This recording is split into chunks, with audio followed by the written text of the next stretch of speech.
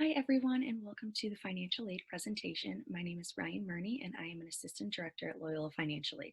Today, I'm going to be giving you a timeline of financial aid, as well as answering some common questions that we typically see for you. All right, the timeline for financial aid. Biggest thing is to submit your FAFSA every year. The FAFSA opens up in October of every year.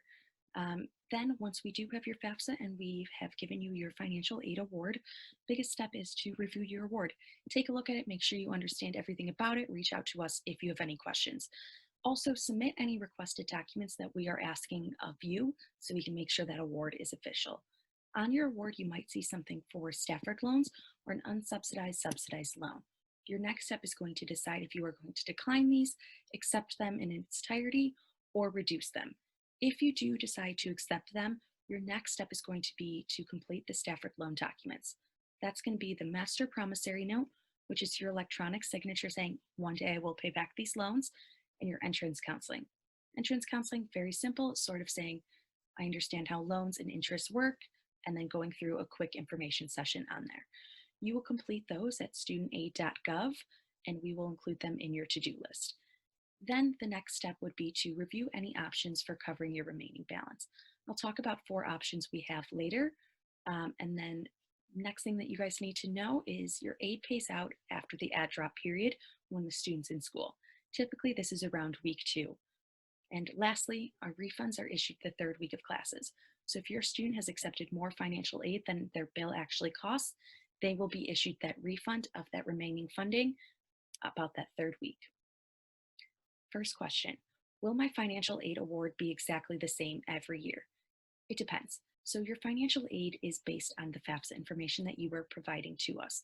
That FAFSA is, of course, with your financial information. If your financial information is changing from year to year, your financial aid award package might be changing.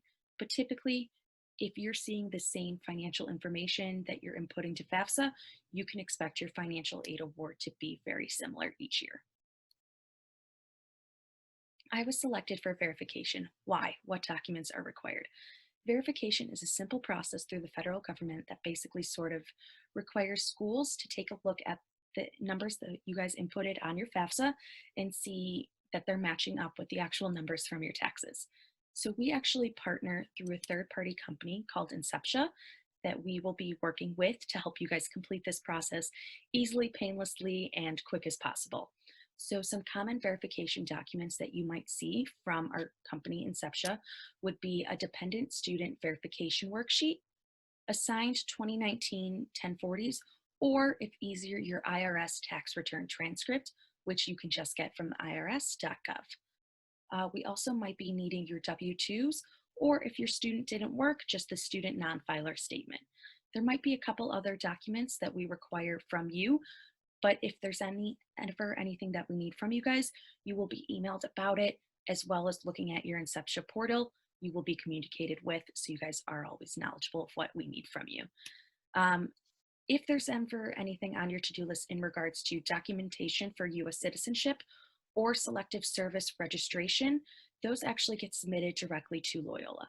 Your little to-do list on Locus will tell you exactly what we need and who to turn it into, so you're never have any questions about what to do with this documentation. If there's any time you need a form from Loyola, just simply go on luc.edu/finaid, which is our website, /forms, and you'll be able to find those for download there.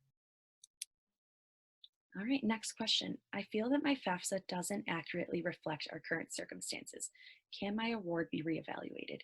Yes. So especially right now with what we're seeing just in regards to a pandemic, is your 2019 tax information may not be accurate to your current financial situation. So we can take this into consideration. So we have something called a special circumstance appeal form on our website, which is also on that forms website that I just told you guys about. And what this special circumstance appeal does is we take into consideration your current financial situation. We sort of override the FAFSA and say, nope, this is what the numbers we're going to take into account. So we are then giving you a financial aid award that is based on your current situation and your most accurate situation.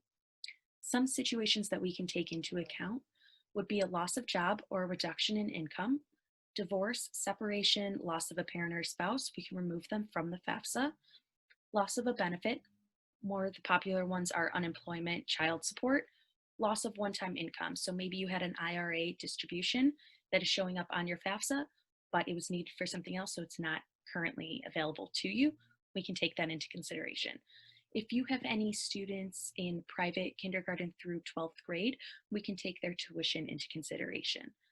Also, any paid medical or dental expenses in the calendar year 2021. So that would be from January 2021 to upcoming December. So the thing about special circumstance appeals is you can also submit them anytime during the school year. It does not have to be just the summer. You can do them at any time. So if you have medical expenses that happen, let's just say in November, you can then submit it then as well. One thing to note is we cannot make adjustments to the FAFSA for mortgages, car expenses, bankruptcy, debt, or certain other items. But if you guys turn in your form, your appeal, we will let you know if we can work through it. Again, we'll be in contact with you and let you know every step of the way. Our next question, what are Stafford loans and what's the difference between subsidized and unsubsidized? So federal Stafford loans are the loans that you might see your student offered when they complete a FAFSA. Basic information about these is they are in the student's name. So they are the loans in their name. No credit check is required. Simply by filing a FAFSA, the student is eligible for that funding. The amount of funding does depend on both their age and their dependency status. Typically, most students will be dependent, and for their freshman year, they will be eligible for $5,500. If they are independent, they will be eligible for $9,500. This goes up $1,000 each year. So dependent sophomores are eligible for $6,500, $10,500 if independent, and junior and seniors are eligible for $7,500 or $12,500 if they are independent. The biggest thing to know about these Stafford loans is one, they are federal, so typically they have a lower fixed interest rate. For the current school year, that interest rate is at 2.75%. We will know in June typically what the interest rates will be for the 21-22 school year. We'll let you guys know, but you can usually expect it around the current rate of 2.75. It does have an origination fee of 1.057, and they are deferred, meaning no payment is required while the student is enrolled at least part-time. Full-time at Loyola is 12 credit hours, part-time being 6. So as long as your student is at least 6 credit hours, these loans are deferred and no payment is required on them. Now, on the student's financial aid package, you might have seen 2 different Stafford loans, a subsidized Stafford loan and an unsubsidized Stafford loan. I'm going to explain the difference between those here. So subsidized means it has a 0% interest rate while the student is enrolled part-time for those 6 credit hours. 0% interest rate through the 6-month grace period. So in the subsidized or an unsubsidized loan, the student is not required to make any payments until 6 months after graduation or dropping below that full-time status because of that 6-month grace period. So the subsidized loan has 0% interest rate not only while they're in school, but also for that 6-month grace period. Interest does not begin until after that 6 months. In order to qualify for a subsidized loan, they are need-based, and that means we are using your FAFSA information to determine if you are eligible for this loan. The amount is dependent, and so you can have a subsidized amount of $3,500 up to $5,500 each year. Again, it is dependent on grade level. Unsubsidized, on the other hand, accrues simple daily interest from your disbursement. There's no need required, so if you simply file a FAFSA, your student could be eligible for up to $5,500 in an unsubsidized loan. It comes into play with the subsidized if there's need. One thing to actually note about these loans right now is while we are talking about interest, because of the pandemic, the federal government has actually established that there's no interest accruing on any of these loans, both subsidized or unsubsidized, until 9/30/21. It might be extended. We've seen it extended a couple times in the past, but for as of right now, actually neither of these loans would have interest until 9/30/21. All right, next question. My financial aid award isn't enough to cover all of my expenses. What other types of assistance are available? So this is when I mentioned earlier in our timeline, if your bill is a little bit larger than your financial aid award covers, we have a little 4 options to help you cover that gap. First one we're going to talk about is additional scholarships.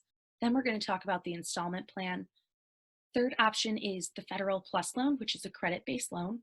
And fourth and final will be alternative loans or private loans. All right, starting with additional scholarships, of course, because they're free money, these are obviously what we want your students to get. External scholarships. If you guys actually look, you can go on our website, excuse me, you can go on our website, luc.edu/finaid/scholarships/external. And on there, you will actually see a couple different things. You will see a list of different databases that you can look at and find outside scholarships, or you will actually see scholarships that we've been made aware of at Loyola, of scholarships from different organizations, different companies, basically scholarships that are not associated with Loyola, but we are encouraging our students to apply for. Because of course, if you apply and win, they're going to send the funding to us and we will add it onto your account because you did win a scholarship. Now, we do have additional internal scholarships outside of those merit scholarships that you guys were eligible for upon acceptance. This is something called the Loyola Scholarship Connection. Now, these are only for continuing students, which means after you guys finish your freshman year, you've been involved at Loyola, you can talk about sort of the clubs you've been involved in, what your Loyola GPA is, how you've gotten involved. We have a scholarship application for you for additional departmental academic scholarships that you guys can apply for that funding. It's a general scholarship application. Typically, it opens up mid-March and then it closes usually in early June. But we send you guys an email letting you know that, hey, it's open, you can apply for these scholarships. So just remember, keep it in the back of your mind that when you are going into your sophomore year, you will be eligible for additional scholarships through Loyola. The I-Plan, or the Bursar installment plan, basically is sort of saying that instead of doing the one lump sum payment at the beginning of each semester, you are planning to enroll in an annual plan. And for $105 added to your first installment, you will be making up to 12 payments instead of one. So this is just sort of, this is the installment plan that we have offered. There's no additional fees after that $105. It's very simple. They can explain it a little bit more if you guys have questions on it, but basically you can pick a plan type. So let's just say the 12-month plan. Your sign up begins anytime between May 9th to June 5th. From there, your first installment is due on June 5th. So you will pay 1/12 of what your balance is, and then your last installment would be due May 5th. So they do have options for doing just a fall semester, just a spring, but in terms of cost, the annual plan does work out better. So if you know you're going to do both a fall and a spring, it's better just to enroll in the annual plan. All right, the third option that we're going to talk about is the Federal Parent Plus Loan. This is the loan that I mentioned was a credit-based loan, and it is a Parent Plus loan, meaning it is a federal loan in the parent's name for the student's education. So this little screenshot is from studentaid.gov, the website you guys filed the FAFSA with, that you'll do the MPNs, entrance counseling. You'll become very familiar with this website. If you are interested in a Parent Plus loan, you will just simply go to this website, apply for a Parent Plus loan, make sure you're signed in as the parent, fill out your information, and within a minute, you'll find out if you were approved or denied. Some things to know about this is the application for the 2021-2022 school year does not open up until 4/15. So you guys will have to wait until about mid-April to do it, but from then you can do it at any time. It just opens mid-April. It does have a 5.3 fixed interest rate. So that is a little bit higher of an interest rate than the students are offered. However, it's still typically a lower interest rate than you are going to find in an alternative loan, which we'll talk about next. Again, this interest rate is for the current school year, the 2020-2021 school year. We will know in June what those current upcoming rates are going to be, and we'll let you know. The origination fee is a 4.228%, and also similar to these unsubsidized and subsidized loans, repayment can be deferred. So you are not required to make payments while your student is in school. You're more than welcome to, but you are not required to. If you are denied for a Parent Plus loan, we can talk about additional options if you'd like to reach out to us. that then open up for your student because you were denied. All right. So an alternative loan or a private loan that I mentioned would be not from the federal government. This would be a credit-based loan typically offered by a bank, credit union, some other private financial institution. And that means that approval is based on the creditworthiness of the borrower or cosigner.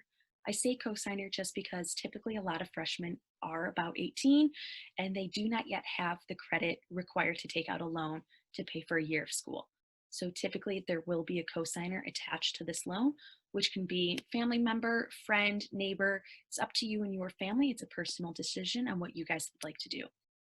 The biggest thing to note is interest rates do vary. So the interest rates vary from lender to lender. So we encourage you to sort of shop around and take a look at different lenders and see what they are offering you directly. Once you decide on which lender you would like to go with, you will apply directly on their website. They will then send the funding to us and we will add it onto your account. One thing to note about alternative loans is they do take a little bit longer to process. So they take about a 2-week turnaround time. So if you are knowing you are going to do an alternative loan, start to do these a little bit earlier just so we can get it in time and your student can start school without a hitch. All right. What situations could affect my financial aid award? So, situations that can impact your aim are any changes to your FAFSA. Maybe you're going in and updating your AGI. Maybe you're updating how many kids you have in school. Any change that you are making could impact your financial aid award, either negatively or positively. So, if you ever have any questions about, oh, I need to go in and make this update, let us know. We'll help you out with it. And maybe we can give you an idea of what change you're expecting to see. Another thing is part-time enrollment. The financial aid package that we give you guys is expecting your student to be enrolled in at least 12 credit hours, which is full-time enrollment. So if you do decide that maybe for the first semester or any semester going forward, you're not going to be full-time, just reach out to us and we'll be able to calculate what part-time enrollment financial aid would look like for you, as well as what you can expect your bill to look like, because that will also change.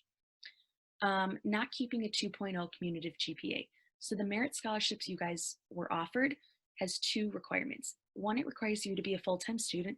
It also requires you to have a 2.0 GPA. So if you drop below that 2.0 GPA, one, reach out to us, we can work with you. But also two, you might see that removed from your financial aid award, which would be a change. Not completing 67% classes attempted.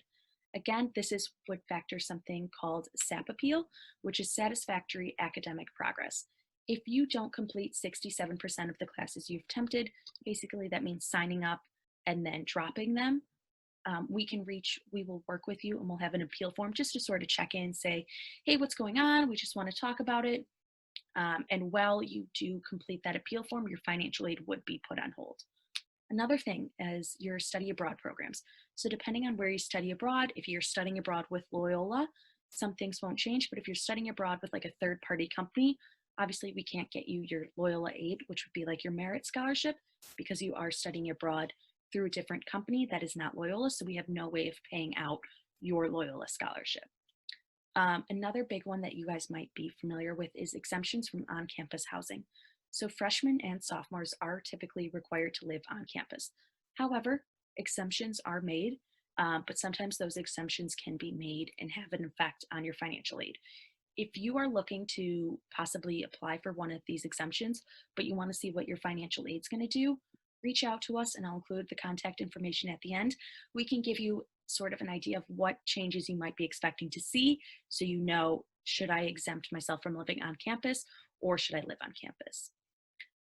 Additional scholarships might also have an impact on your financial aid. If you have any additional scholarships coming on, let us know. We can again help work you through it. Once we see your actual financial aid, we'll be able to get a better idea of what's typically going to happen. Lastly, VA benefits. If you qualify for any VA benefits, it's probably helpful you reach out to our veterans at luc.edu and work with our advisor there. He'll be able to let you know what's going to happen, what's going to change, and how your specific financial aid will look. What is federal work study? Federal work study is a federal program that helps students get jobs on campus. So if you are eligible for work study, it is need-based. So you might have seen it in your financial aid award package. If you do see it, basically that means you are eligible to get an on-campus job that pays out through federal work study. If you are looking for what those positions could be, you can go on to our Career Center, which is luc.edu/career, and fill out and just go to this under Handshake, which is sort of our, it's very similar to Indeed, it's sort of our platform to helping students get jobs. And then you can also look a little bit more into their student employment and work study positions. So the Career Center will be able to help you guys secure that position if you are eligible for work study.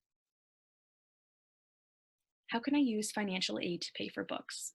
So if you are looking to use the financial aid to pay for books out of the Loyola bookstore, the biggest thing that you guys are going to want to do is go to luc.edu/campus card. So the card that you get that has your picture, this is going to be the biggest thing. You're going to want to add Rambler bucks to it. So Rambler bucks are something that you can use. They're deposited into an individual's Rambler card and can be used using cash, check, or credit card. But if you're looking to use your financial aid for Rambler bucks, you're going to want to go down to this Rambler bucks charge authorization. Basically what this does is it adds a charge onto your bill, which your financial aid then goes to pay for. So you can add the Rambler bucks to your bill. You can then swipe that card to buy your book, and your financial aid will go through to pay that charge. Is there any help with financial literacy? Yes, Loyola does have a financial wellness program, and we can assist you in a couple different ways. We can do one-on-one coaching, and you can book that with our associate director, Kelsey Gerber, through Navigate. We also do class visits, including for a lot of you, you're going to have see us in Unit 101, or if you decide to take the one credit elective, Unit 102. We also do workshops, webinars, and we even have a student group on campus called Financial Flex. So if you guys are interested in financial wellness, financial literacy, please join Financial Flex. Again, they put on the workshops and webinars with us. It's a really fun group. And down below, you can see how to contact us, what our social media platforms are. So on Facebook, you can find us at LUC FinAid. On Twitter, you can find us at Loyola FinAid. And Instagram, you can follow Financial Flex at FlexFam LUC. All right, so again, thank you for joining us for this presentation today. I know it was a little quick. You guys might still have questions. It's totally fine. We're here for you. So if you have any questions, give us a call at 773-508-7704. We are open Monday through Friday, 8:30 a.m. to 5 p.m. If that timeline doesn't work for you, just feel free to email us at lufinaid@luc.edu. If you guys are local in the Chicago area, or maybe you're coming in from out of state for a visit, you can visit us at the Sullivan Center Hub. We can't do one-on-one meetings, but we can talk to you face-to-face. If you would like that, we can answer your questions for you, show you your screen, answer any questions about financial aid you might have. If you are not located in the area and you would prefer a Zoom call, we can do those. We have walk-in Zoom hours Monday through Friday, 9:30 to 11:30 a.m. And on our website is where you can actually find that Zoom link to join that call. Again, also any information that you guys may need, we answer typically a lot of questions on our website, luc.edu/finaid. All right, have a good weekend, you guys.